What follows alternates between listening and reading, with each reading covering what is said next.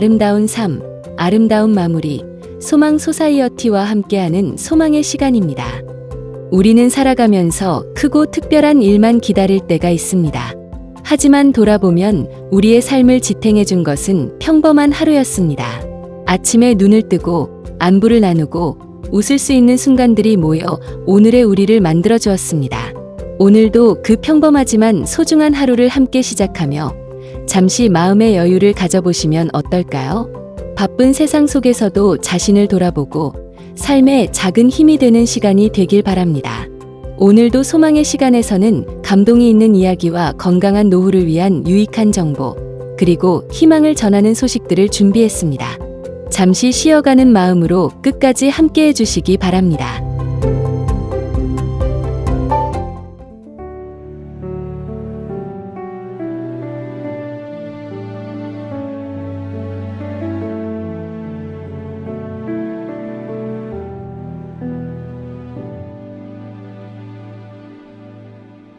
지나고 또 흘러서 이만큼 와버린 우리, 수많은 일들은 일어났고 그대와 나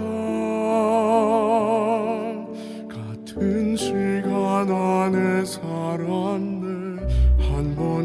단 한 번도 그대의 사랑은 날 떠난 적 없었네. 누구도 우리의 사랑을 멈출 수 없네.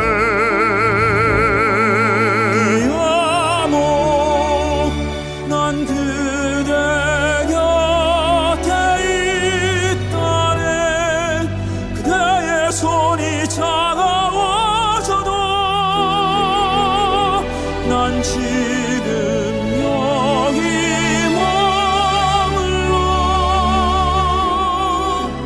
떠나지 않고 그대의 곁에 언제나 변함없이 지키고 있으리라.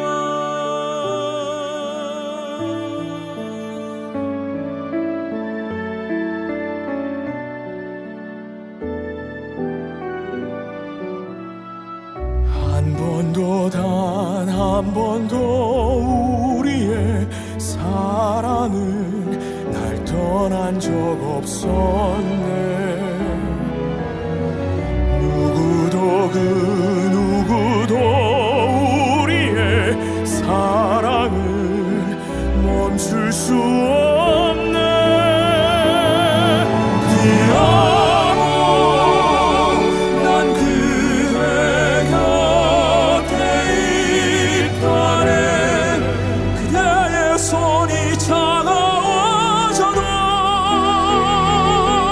난 지금 여기 머물러 떠나지 않고 그대의 곁에 언제나 변함없이 지키고 있으리라.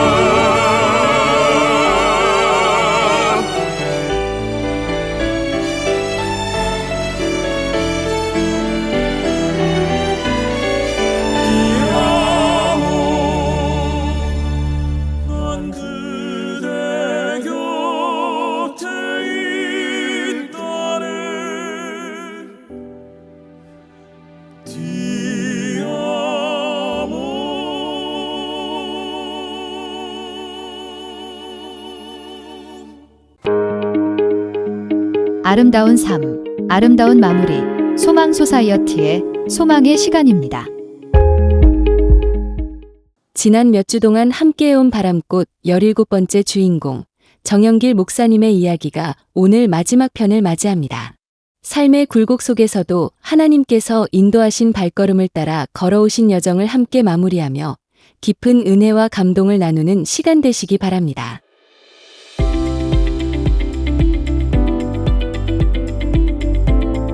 헤스페리아 교회에서 돌아오자마자 태평양 교회에서 부름을 받았습니다. 태평양 교회는 누구의 잘못인지 모르지만 연회 때마다 목사가 바뀌었습니다. 5년 동안 해마다 담임 목사가 바뀌었습니다. 목사들이 1년 이상을 목회하지 못한 지가 5년이 되었습니다. 이런 삭막한 교회에 부름을 받았습니다. 집에서 멀기는 하지만 열심히 교회를 섬겼습니다. 토요일 새벽 기도를 시작했습니다. 예배 후에는 성경 공부를 했습니다. 교회가 가정같이 편안해지니 서로 마음을 주고받으며 정이 들게 되었습니다. 임시 목사로 온 제가 여러 해 목회를 하니 목회자와 교인의 사이가 매우 두터워졌습니다. 교인들이 적어서 다른 교회와 합칠까 아니면 문을 닫을까 늘 망설이던 교회는 더 이상 그런 소리 하지 않고 교인들은 열심히 교회 생활을 하였습니다. 창립 30주년 기념 예배로 강사 초청 공개 강연회를 성대하게 했습니다. 임시 목사는 언제나 임시이고 은퇴 목사는 언제나 은퇴한 목사이기 때문에 교회를 위하여 젊은 목사를 초빙하게 되었습니다. 새로운 각오로 교회가 새롭게 시작되는 것이었습니다. 둘째 아들은 키가 크고 핸섬했습니다. 고등학교 때는 배구 선수로 이름을 날렸습니다.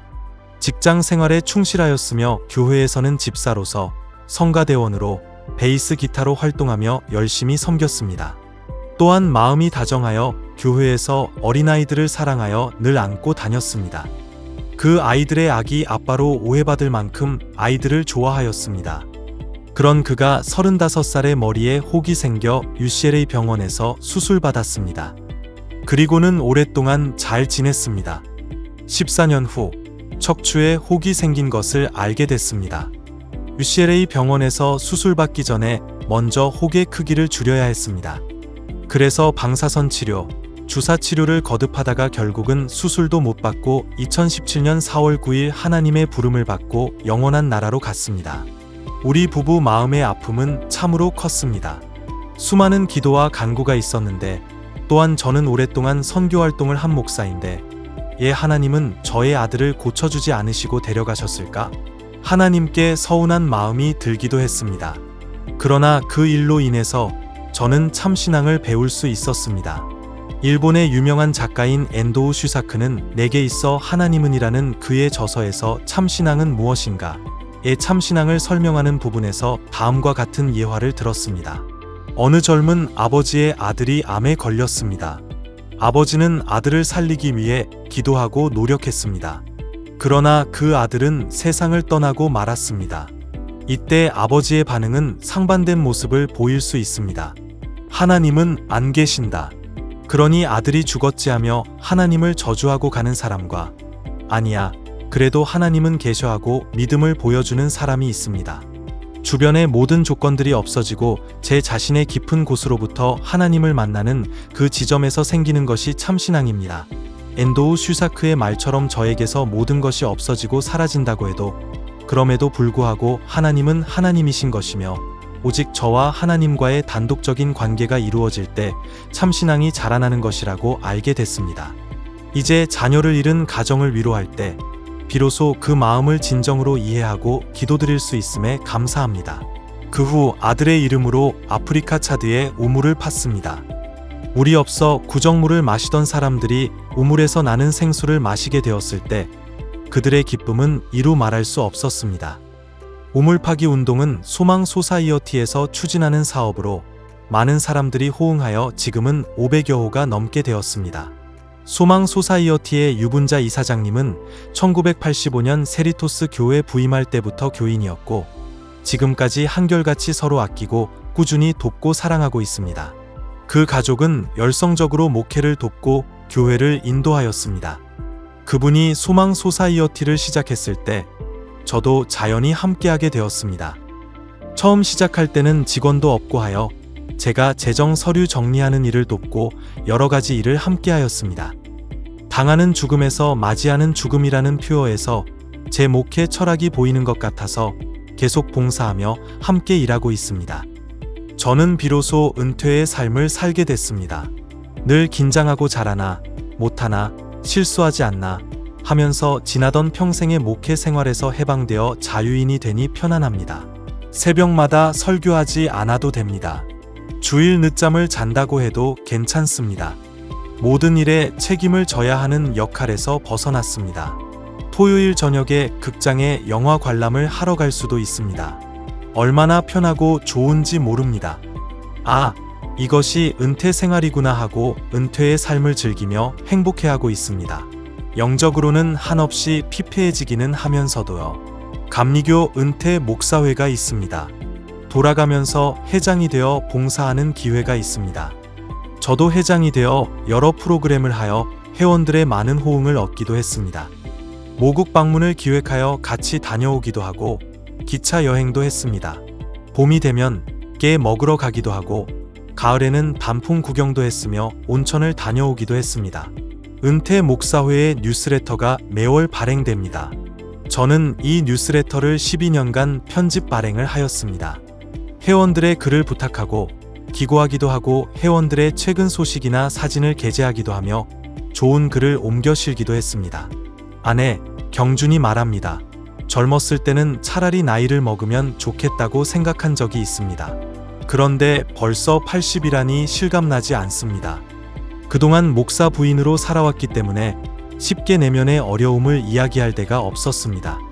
그러나 그 많은 어려움을 하나님의 은혜로 견디어냈습니다. 이제 지난 세월이 꿈만 같고 하나님의 인도하심과 은혜에 감사할 따름입니다. 가끔은 되돌아가고 싶은 시절이 있기도 합니다. 아버지가 살아 계셔서 풍족했고 철모르던 유년 시절이 그립습니다. 사랑을 듬뿍 주신 제 부모님께 감사합니다. 살면서 고마웠던 분들이 많이 있습니다. 특히 금난학교 박정래 교장님, 염시동 목사님, 서병주 목사님, 그리고 일본에 있을 때 선교비를 받지 못하여 힘들어할 때 우리 5 식구를 살게 해주신 나고야 교회 장로님들 정말 대단히 감사합니다. 목사님과 함께 일본에서 선교 활동하던 이들에게 감사합니다. 그 당시 제1교포로 살아가던 분들과 교통하려고 애쓰던 때가 그립습니다. 지금도 그들과 함께 기도의 장을 열고 있습니다. 둘째 아들을 먼저 보내고 나니 사람 만나는 것이 싫었습니다. 안녕하세요라는 간단한 인사를 한 다음에는 다른 말을 하고 싶지 않았습니다. 이것이 바로 우울증이구나 하는 생각도 들었습니다. 사랑하는 사람을 잃으면 당연히 마음이 아프겠으나 자식을 잃은 마음은 어떻게 표현할 수가 없습니다. 그런 가운데 제가 본격적으로 해야 할 일은 봉사라는 생각이 들었습니다. 아들 목까지 하겠다고 마음먹었습니다. 최선을 다한다는 것은 자신을 내려놓는 것입니다. 처음에 중증의 참여자를 대하였을 때는 과연 할 수 있을까 하는 생각도 들었습니다. 그분을 위해서라기보다도 그 부인과 가족을 위하여 애써 보기로 했습니다. 그랬더니 그분이 조금씩이지만 변화를 보이며 저를 따릅니다. 그럴 때면 희망을 가지고 기도하게 됩니다. 인지 장애를 앓고 있는 분들과 가족들이 영육으로 강건하기를 기도합니다. 제가 언제까지 이 일을 할 수 있을지 모르지만 운전을 할 수 있는 한 제 건강이 유지되어 쓰러지지 않고 일할 수 있다면 계속하고 싶습니다. 나 정영길이 말합니다. 이제 나이 들어 모든 것을 정리하고 내려놓고 편안할 때가 되었습니다. 더 욕심부리지 않고 교만하지 말며 남을 저보다 낙해 여기고 인정하는 것이 필요합니다. 편안하게 사는 삶이 귀합니다. 이제는 억지로 무엇을 하려고 하지 않고 자연스럽게 하는 것이 편안한 것입니다. 돌아보니 모든 것이 하나님의 은혜이고 그리고 주위 사람들께 감사한 일뿐입니다. 일본 선교를 하면서도 아이들과 함께 있을 수 있어서 감사했습니다. 1981년 큰아들이 미국으로 혼자 공부하러 떠나서 걱정됐는데 식구들이 LA로 왔을 때 합류하여 함께 할 수 있어서 기쁘고 감사했습니다. 큰아들은 결혼하여 2딸을 두었고 딸은 결혼하여 아들만 셋을 두었습니다. 두 가정 모두 잘 살고 있습니다. 손자 손녀들도 잘 성장하여 직장에서 학교에서 성실하고 착하게 잘 지냅니다. 아들과 딸에게 고맙습니다.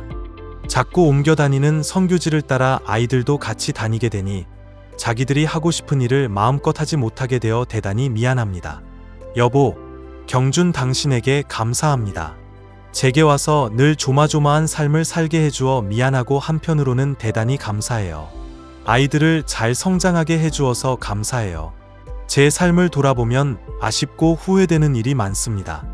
최선을 다한다고 했어도 실수하고 부족한 점이 많았던 것 같아서 아쉽기만 합니다.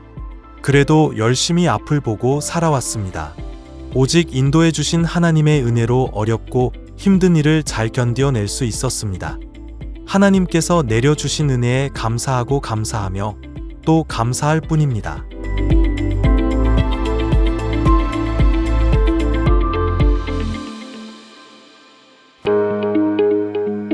아름다운 삶, 아름다운 마무리, 소망 소사이어티의 소망의 시간입니다.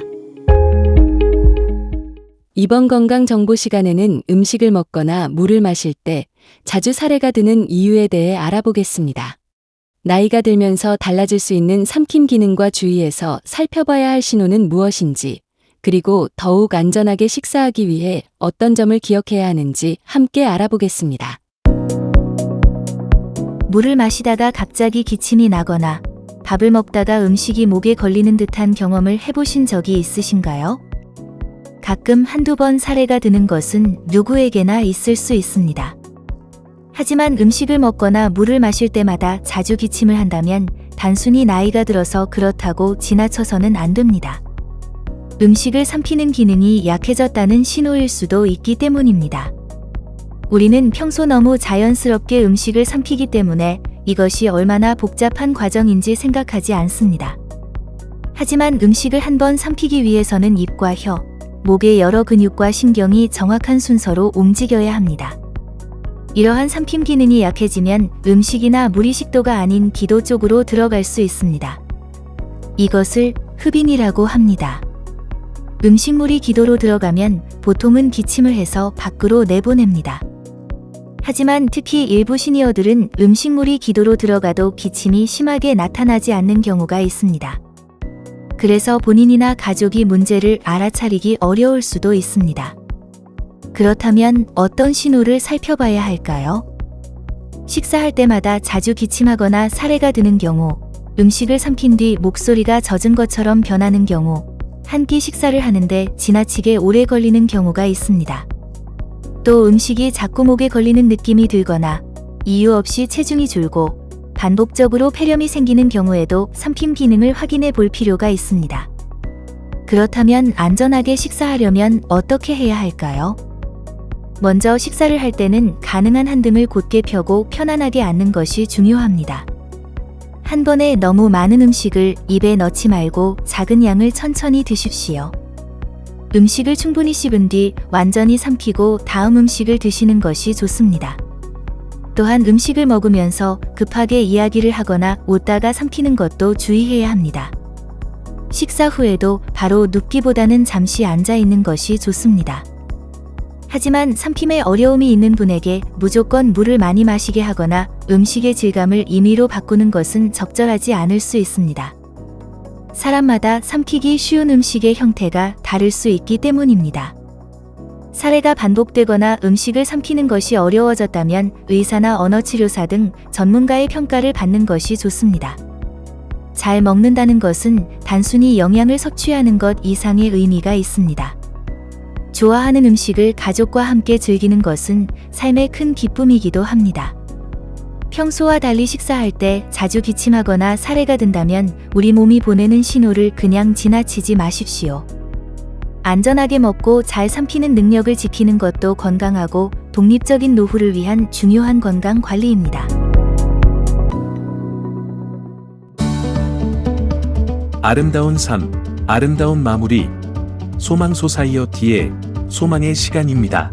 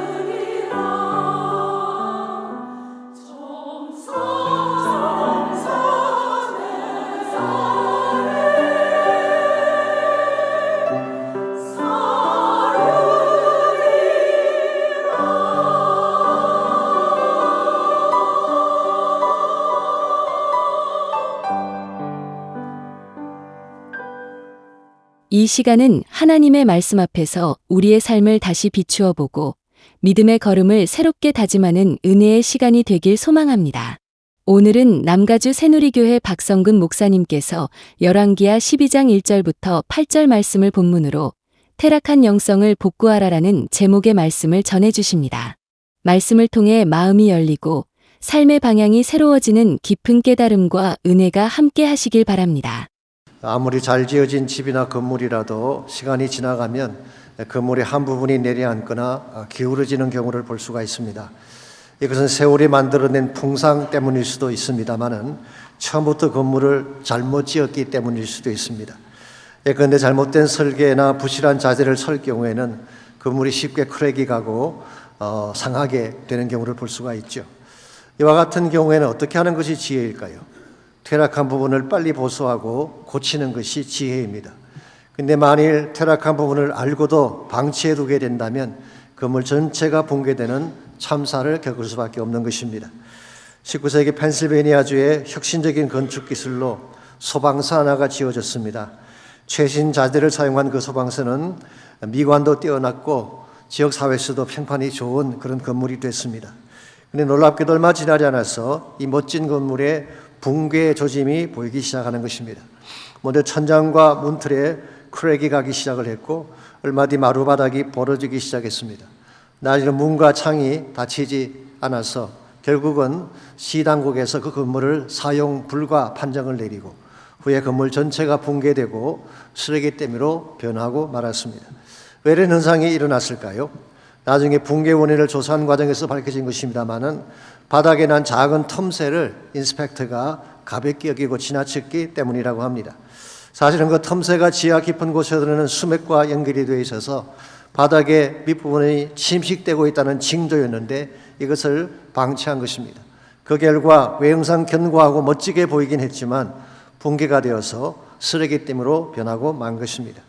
우리의 신앙생활도 마찬가지입니다. 겉모양이 화려하고 멋있다고 건강한 삶을 사는 것은 아닙니다. 눈에 보이지 않지만 우리의 내면에 상한 부분이 있다든가 영적으로 깨어진 부분이 있으면 언제 어떤 형태로 우리 삶 전체가 붕괴될지 모르는 것입니다. 실제로 스티븐 파라가 쓴 Finishing Strong, 끝을 잘 강세라는 책이 있는데요. 그 책에 보면은 출발은 멋지게 했지만 내면에 파고든 불신앙을 처리하지 못해서 마지막을 불행하게 장식했던 한 사람이 소개되어 있습니다. 찰스 템플턴이라는 사람입니다.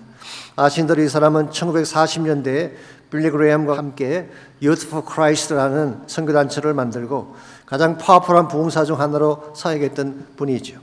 이번에 집회를 하면 3만 명 이상이 모였다고 합니다. 그랬는데 어느 순간 그의 마음에 의심의 씨앗이 심겨지게 된 것입니다. 그것도 사진 한 장 때문이었다고 합니다. 아프리카의 한 여인이 죽은 아이를 가슴에 품고 있는 사진인데 먹을 것이 없어 굶주린 채 아이가 죽어간 것입니다. 이 사진을 본 템플턴이 던진 질문이 이것입니다. 정말 사랑의 하나님이 살아계신다면 어떻게 이런 고통이 일어날 수가 있다는 말인가? 물론 굶주린 아이가 죽은 자체로 발견된 것은 슬픈 일이고 일어나서는 안 될 사건이죠. 그렇다고 해서 아프리카에 산 아이가 죽은 것이 하나님의 존재를 부인할 만한 그런 일일까요? 그건 아니죠. 오히려 그러니까 내가 고통 중에 있는 자들을 돕고 선교를 해야 되겠구나 그렇게 헌신하면 되지 하나님께 등을 돌릴 이유가 전혀 되지 않는 것입니다. 그러므로 사실은 이미 그의 마음 중심이 영적으로 깨어져 있고 세상을 향하고 있었기 때문에 그 틈 사이로 의심의 씨앗이 심겨진 것입니다. 사실 그는 소위 말하는 intellectual rationalism, 지적 합리주의를 추구하는 사람이기 때문에 성경 자체를 부인했습니다. 세상적 인기가 하나님 사역보다 더 마음에 들었기 때문에 그런 사역을 버리고 오히려 하나님 버리고 세상 쪽으로 나아간 인물이에요. 이와 같이 그의 마음속에 영성이 깨어졌는데 이걸 그냥 방치한 데 내버려 두었더니 의심의 씨앗이 결국 그를 하나님을 떠나가게 만든 것입니다. 그가 말년에 쓴 책 Farewell to God이라는 책에 보게 되면 그런 이런 고백을 적고 있습니다. I admire Jesus. 나는 예수님을 사랑합니다. I miss him. 나는 그분을 그리워합니다. But I cannot believe in him. 그러나 그 예수님을 믿을 수가 없습니다. 믿어지지가 않습니다. 나중에 믿고 싶어도 믿어지지 않는 마음의 벽을 고백한 것입니다. 이걸 보게 되면 여러분과 제가 예수 믿는다는 게 얼마나 큰 축복인지 아시겠죠? 하나님의 은혜가 아니면 믿을 수가 없는 것입니다. 우리 마음속에 있는 불신앙을 그냥 방치하게 되면 우리 심령 자체가 파산하게 되는 것입니다. 이런 면에서 여러분과 제 내면을 잘 점검을 해야 됩니다. 혹시라도 영적으로 퇴락한 부분이 있다면, 하나님을 멀리 떠난 깨어진 영성이 있다면 빨리 수리하고 하나님께로 돌아가야지 우리 인생이 견고하게 세워질 수가 있는 것입니다. 소망의 시간은 에이시안 워맨 리더십인 필란트로피 펀드 후원으로 제작되었습니다.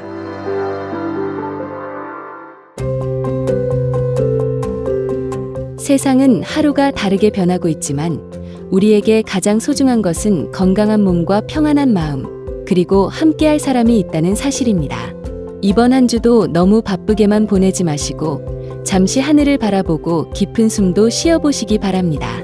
작은 여유가 우리의 마음을 더 단단하게 하고 내일을 살아갈 힘이 되어줄 것입니다. 다음 주에도 유익하고 따뜻한 이야기로 다시 찾아뵙겠습니다. 지금까지 소망의 시간이었습니다.